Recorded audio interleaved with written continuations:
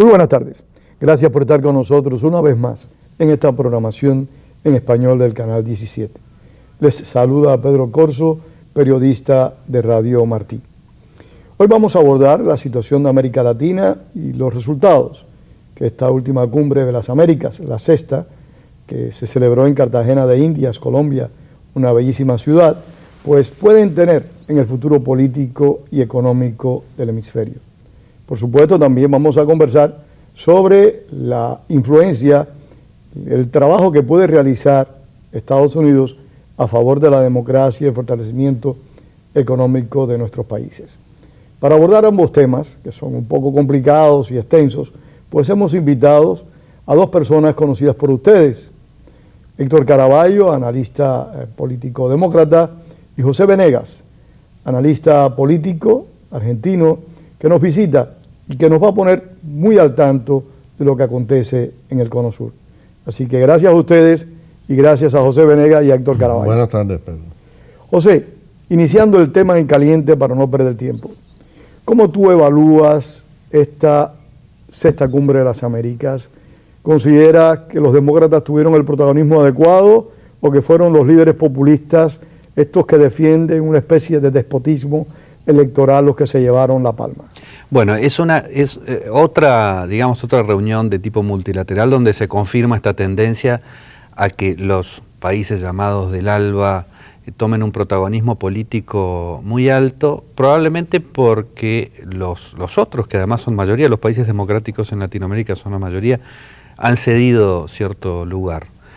Y no países como Chile, por ejemplo, no cumplen un papel más que de contención de estos avances populistas que existen en Latinoamérica, y eso creo que produce un desequilibrio, que a esta altura del partido, en la cumbre de las Américas, uno de los temas principales sea ver si se deja ingresar un partido a un país no democrático como Cuba.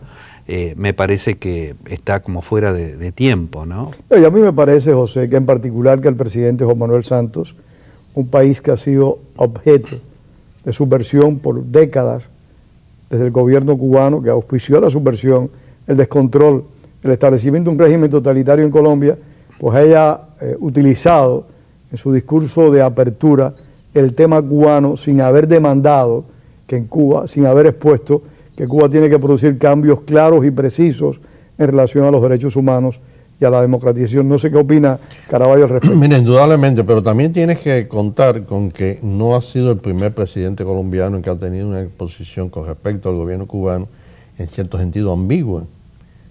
Anteriormente a Santos, inclusive el mismo Uribe, que tuvo una posición muy enérgica contra la guerrilla. Sin embargo, con respecto al tema gobierno cubano, gobierno colombiano, tuvo posiciones que se pueden analizar de una o de otra manera. Básicamente, el Santos logró en la cumbre, primero que la cumbre se realizara, pero al mismo tiempo tuvo una posición, como tú dices, muy duditativa, muy poco contradictoria en ocasiones. Indudablemente, la posición en ese sentido firme y clara fuera del presidente de Estados Unidos, del presidente Obama, que de una manera... Canadá, ambos países. Y ahí voy, sí, pero me refería primero a Obama porque y la posición de Canadá, que fue la misma exactamente, de que plantear lo que no tiene discusión. Cuando se realizaron las cumbres, se inició la cumbre de hace años, los gobiernos se comprometieron a que solamente iban a tener cabida en la cumbre gobiernos democráticos en los cuales Cuba no reúne ninguna de las condiciones. Ahora bien, sí creo considerar lo siguiente. Tenemos que analizar que la cumbre tiene una función económica y entonces al mismo tiempo un teatro político. En lo que cubre los medios, lo político, muchas veces los medios lo dan énfasis porque es lo que hace noticia. Realmente la función de la cumbre no tenía nada que ver con cosas políticas. Bueno, sí tiene que ver, perdóname Héctor, tiene que ver con la política, porque en definitiva son políticos los que dirigen estos eventos y son políticos los que suscriben acuerdos internacionales. Lo que sucede es que lamentablemente los intereses económicos están primando sobre los valores. Ahí y es es lo que voy. estamos apreciando en todo el continente. Vamos a escuchar la opinión que tiene al respecto José. Siguiendo con esa línea, hay una subestimación del problema político sobre los económicos, sobre todo en los contextos institucionales, ¿no?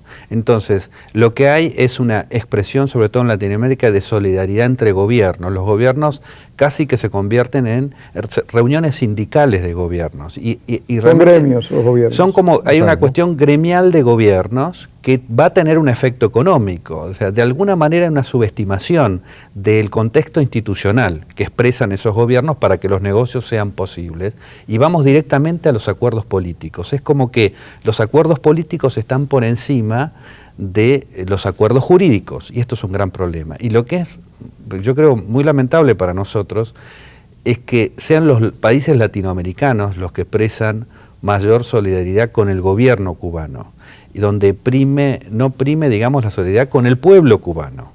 Y esto es un fracaso para nosotros, digamos, que sea Estados Unidos y Canadá quien tenga que poner, digamos, el énfasis mayor en el problema del pueblo cubano, que es el que debe importar. Y después molesta cuando un latinoamericano, y Héctor y yo lo hemos vivido como cubanos en numerosas ocasiones, en numerosos países, cuando un latinoamericano critica la aproximación de la oposición cubana a los Estados Unidos.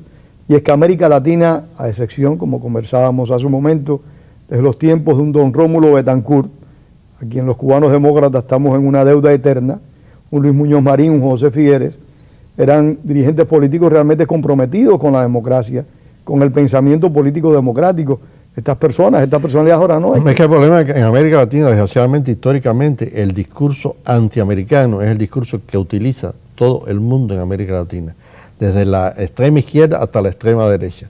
El discurso antiamericano es algo típicamente latinoamericano, continuamente está metido en lo que es la realidad política. Y el gobierno cubano ha trabajado eso muy inteligentemente y ha siempre presentado el problema de Cuba como un problema entre Cuba y Estados Unidos, David y Goliat, no como un problema del gobierno cubano y el pueblo cubano, que es como debe. Me parece eso muy acertado, porque en cierta medida fue lo que dijo el presidente Santos cuando vio la cumbre, y lo dijo días antes también, cuando planteó que era momento de que terminara la hipocresía, que era el momento de que cesaran las presiones contra el gobierno cubano, y dio a entender que todo el problema era entre Estados Unidos y Cuba, y pasó por alto que el problema no es entre Estados Unidos y Cuba, sino entre la dictadura y el pueblo de Cuba. Ahora bien, regresando a los países del ALBA, José, ¿cómo tú aprecias, cómo tú ves que esos países del ALBA, a pesar de la enfermedad del presidente Chávez, pues siguen teniendo protagonismo? ¿Consideras que Correa puede tomar el batón y hacer lo que Chávez no pudo? No, eso es muy difícil de predecir, la verdad, ¿no? Probablemente si Chávez muriera, que es una de las posibilidades, también todo el efecto propagandístico de este movimiento se diluya. Pero quisiera vincularlo con esto del antinorteamericanismo. ¿Por qué creo que es el antinorteamericanismo de Latinoamérica? Por lo que representa Estados Unidos como valor, que es lo opuesto al populismo latinoamericano. Entonces, necesariamente hay que convertir a Estados Unidos en una presencia espectral y diabólica, ¿no? Hay que personalizarlo de esa manera y transformar ese sentimiento para que los valores democráticos que expresa Estados Unidos no contaminen, entre comillas, a Latinoamérica. Creo que viene por ahí el juego, ¿no?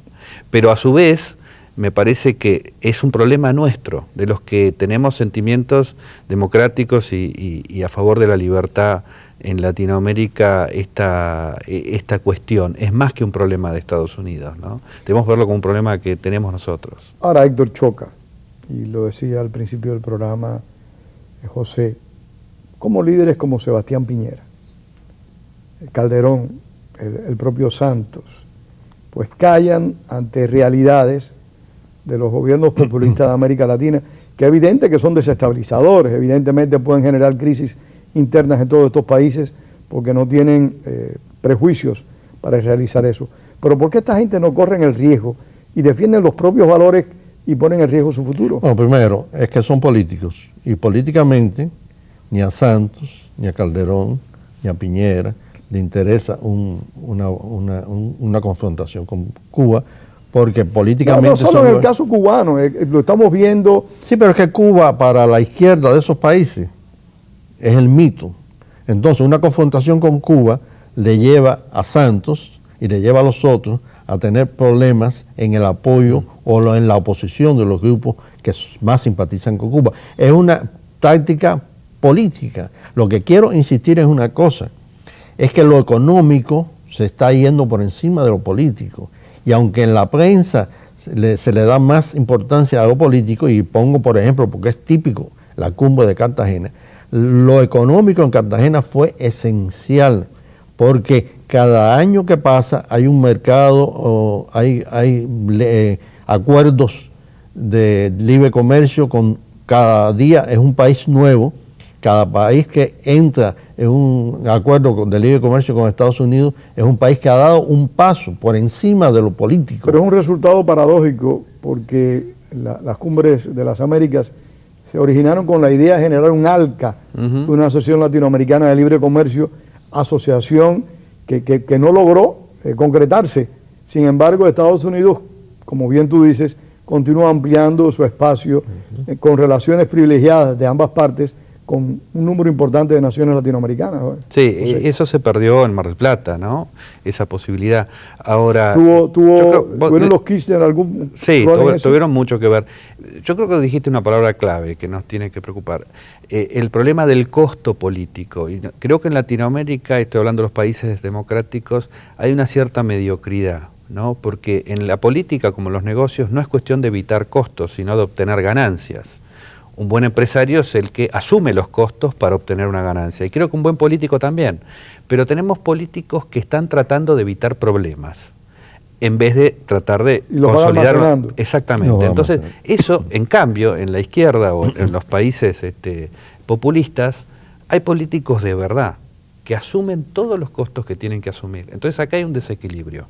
Hay una posición muy mediocre de parte de los que tienen que defender la libertad y la democracia, y hay una posición muy agresiva de parte de los que están del otro lado. Y esto es un problema que hay que resolver. Hay que admitir, Héctor, que en cierta medida la posición de Rafael Correa, que parecía que era quimérica, quijotesca, tuvo resultados, porque Nicaragua no fue. Hugo Chávez, se dice que por razones de salud, tampoco fue. Haití, que es un país que es observador del ALBA, que no forma parte, pero por las razones que fueran, tampoco fue.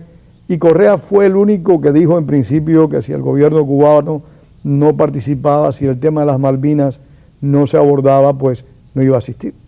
Es que de los líderes populistas actuales, el que tiene más capacidad como líder es Correa. Lo que le falta a Correa es que es el presidente de Ecuador. Ecuador tiene sus propias limitaciones. Y eso lo hace incapaz de llegar a tener nunca la jerarquía que ha tenido Chávez.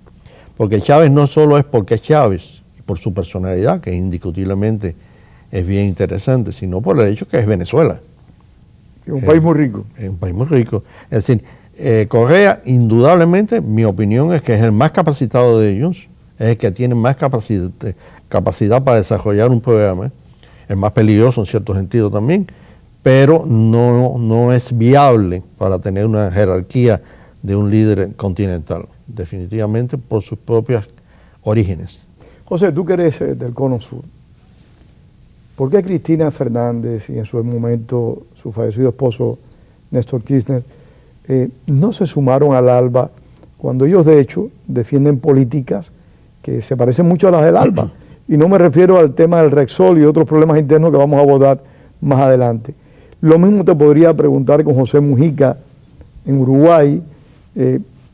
Brasil creo que es un punto aparte, pero ¿por qué la señora Fernández no se vincula más al ALBA cuando ella tiene todas las características de una líder populista? Cristina Fernández está muy vinculada al ALBA y su política interna es muy parecida, y te diría que en algunos casos hasta es más eficiente porque es menos declamada y más decidida.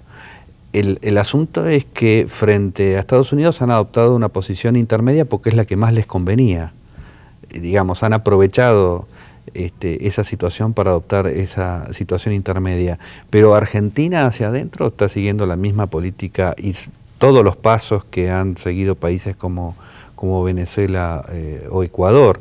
Inclusive yo creo que en algunos casos no ha habido tantas noticias internacionales sobre la cuestión porque no es la primera vez que le pasa a la Argentina esto. La otra vez en el programa anterior hablamos de lo que fue el sistema peronista. Esto es como una segunda oportunidad del populismo, digamos, ¿no? Es como si hubiera un Chávez dentro de 50 años otra vez en Venezuela. Entonces es un país que está bastante sometido y silencioso. Y si hay algunas noticias internacionales ahora, es justamente porque hay un cierto agotamiento del sistema económico, del sistema político y económico que expresa el kirchnerismo, y entonces el gobierno de Kirchner la señora Kirchner está haciendo hacia afuera lo mismo que ha estado haciendo hacia adentro. O sea, esto que le ha pasado a Repsol son cosas que para nosotros son rutina en la Argentina de hace bastantes años, ¿no? Qué interesante. Héctor, desde tu perspectiva, el papel jugado por Estados Unidos, porque si algo hay que reconocer en este país es que establece políticas de Estado.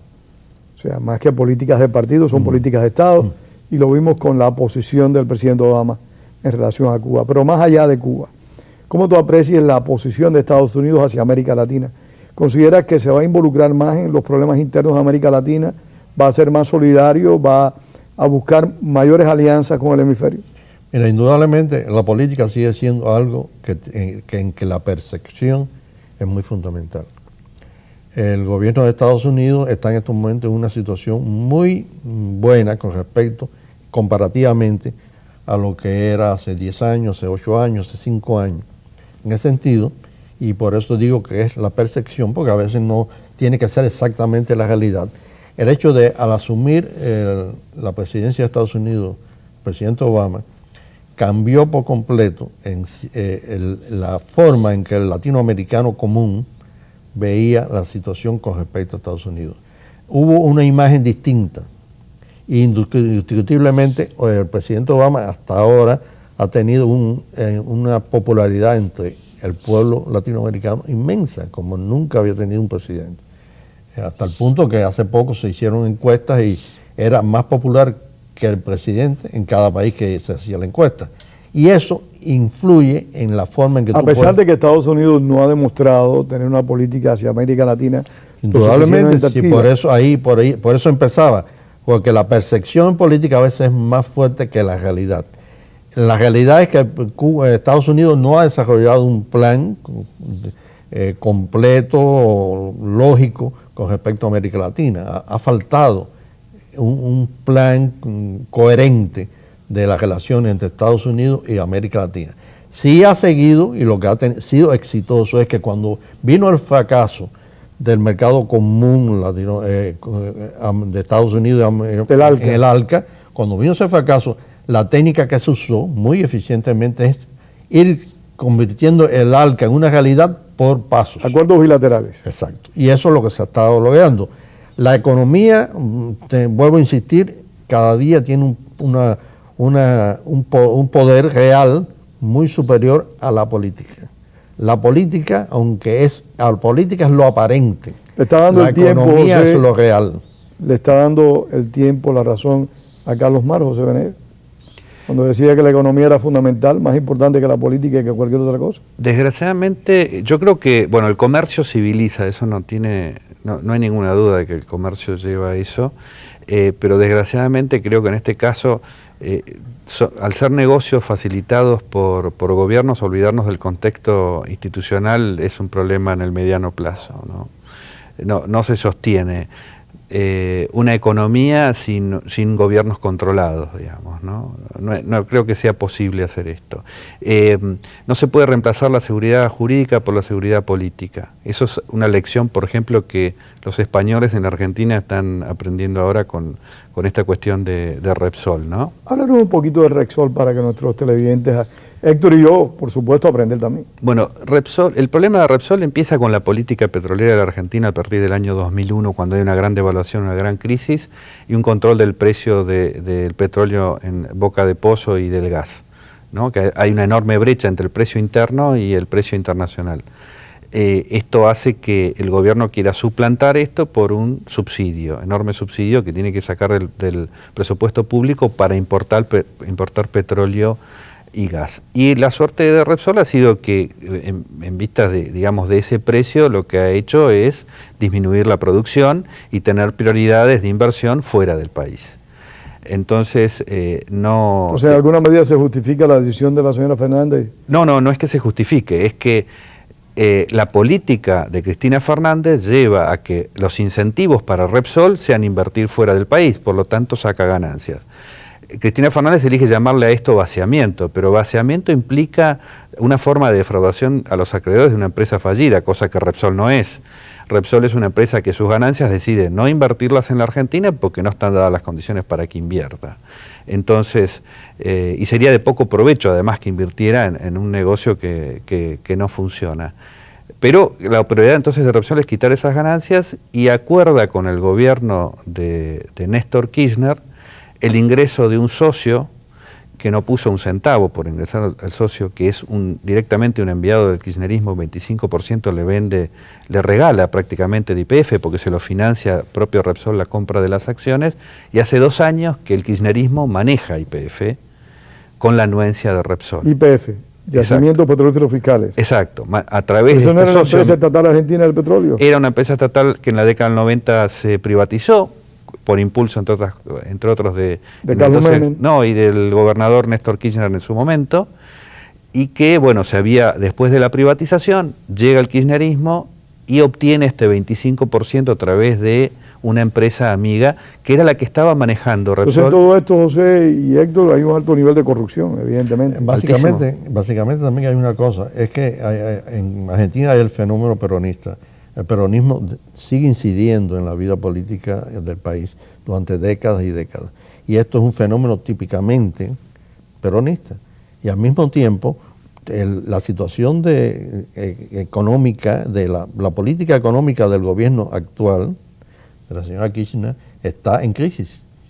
Y al estar en crisis, ella tiene que buscar unas soluciones de tipo política para tratar de confundir a la opinión pública con respecto al desastre que está ocurriendo, que cada día se demuestra y se ve claramente. Ellos están encaminados a una crisis, ya están comenzando. Pero la mayor parte de nosotros tenemos la percepción de que la economía argentina se ha fortalecido en estos años, de que el nivel de vida de los argentinos se ha incrementado, de que Argentina se ha convertido, no como fue hace 100 años atrás, pero que se ha convertido en un gigantesco exportador de productos alimenticios.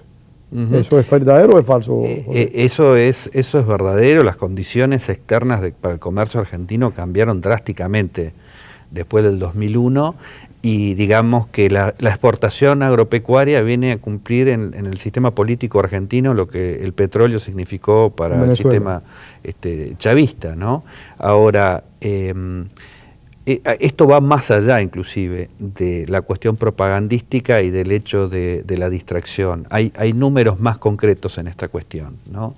El gobierno de Cristina Kirchner tendría que este año, por el fracaso de su política energética, gastar 14.000 millones de dólares en la exportación de gas y petróleo. Entonces es hacerse de esta caja... ¿Usted era un país productor de gas? Sí, se había llegado al autoabastecimiento inclusive. Un año atrás, Cristina Fernández de Kirchner estaba elogiando las inversiones de Repsol y estaba elogiando también diciendo que íbamos a tener gas por 90 años. ¿Por qué? Porque a través de este 25%... Muy breve, José, el tiempo se nos acaba. Brevísimo. Este 25% que se le regaló a la empresa amiga del kirchnerismo era el pago para permitir el sacar ganancias hacia el exterior del país. Es una cosa realmente lamentable. Sí. Como decíamos, funciona en esto la corrupción también, funciona el enriquecimiento ilícito.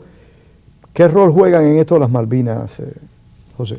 En el tema... En general, en la situación sí, interna las Malvinas política. es un tema básicamente de propaganda y de incentivar el nacionalismo para reemplazar, digamos, otro... Lo de Repsol no tiene nada que ver con el nacionalismo.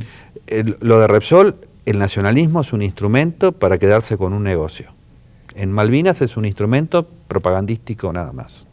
Héctor, es totalmente diferente al tipo de confiscación, expropiación que se produjo en Cuba. que tenía el propósito simple y llanamente de que el Estado fuera más poderoso. Que en este caso es quedar mal con un socio, porque ya Rexol era un socio, para una conveniencia de típico de incautación. Es decir, no hay una política general, sino que es un caso específico, porque es que ya Rexol había colaborado con el gobierno para un típico de relación que al fin y al cabo fue un desastre para ellos, que es lo que ha sucedido en estos momentos. Entonces, ahí hubo toda una maquinación y una forma de actuar muy distinta a lo que debió haber sido nunca. Y Rexol está recibiendo el pago de esa actuación de Rexol en combinación con el gobierno argentino. Nos quedan 2 minutos. 1 minuto para cada uno. Quiero que me den su visión futura de América Latina. José. Bueno, es una gran incógnita la visión futura de América Latina. Yo creo que en la medida que aparezcan líderes que propongan algún tipo de proyecto de largo plazo, algún nuevo sueño democrático en América Latina, probablemente podría cambiar esta historia. Héctor.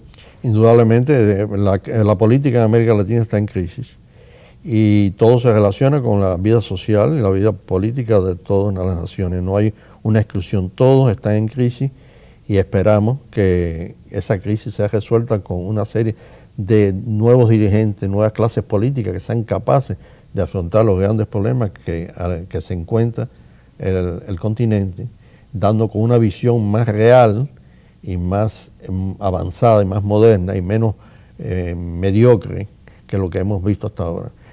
Todavía el discurso de América Latina está desfasado 30 o 40 años de lo que es lo que debe ser el discurso político en estos momentos en el continente.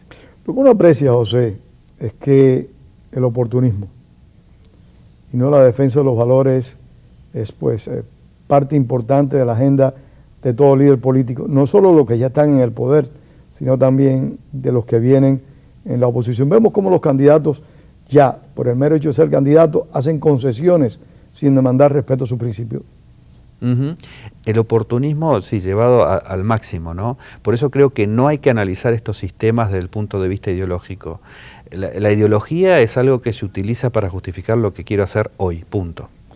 Muchísimas gracias a ustedes por haber estado con nosotros esta tarde en este programa Opiniones. Les esperamos la próxima semana. Gracias también a Héctor Caraballo. Muchas gracias a ti. Y a José Venegas por haber compartido.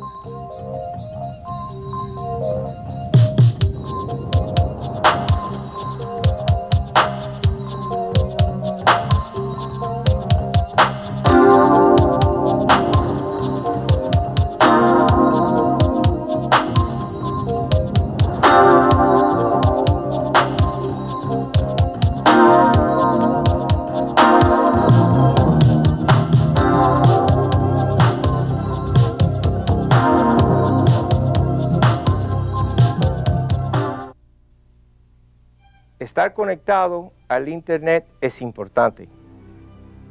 Estar conectado le ayuda a aprender. Estar conectado puede ayudar a conseguir un trabajo. Estar conectado puede ahorrar dinero. Estar conectado mantiene su participación. La Escuela Pública del Condado de Miami-Dade le insta para conectarse. Queridos televidentes, he tenido que tomar esta decisión de poder tomarles un minuto de su tiempo para que escuchen la situación en la que se encuentra su canal 17 y este bloque de programación en español. Tenemos unos momentos difíciles económicos. Si no hacemos algo, posiblemente esta programación pues no podrá continuar. Pero yo sé que con la ayuda suya, y estoy seguro porque cada vez que se las pido siempre me responden, vamos a poder seguirle llevando esta programación a ustedes. Va a aparecer una información en la pantalla, tanto ahora como en el final, para que usted, a medida de sus posibilidades, pueda enviarme una contribución. Lo mismo de $1.50 que de aquellos que puedan de 1,000. Necesitamos su ayuda para poder continuar con este servicio que llevamos ya más de 30 años llevándosele domingo tras domingo. No me fallen, ayúdenme, envíeme lo que usted pueda y envíenselo a amigos del canal 17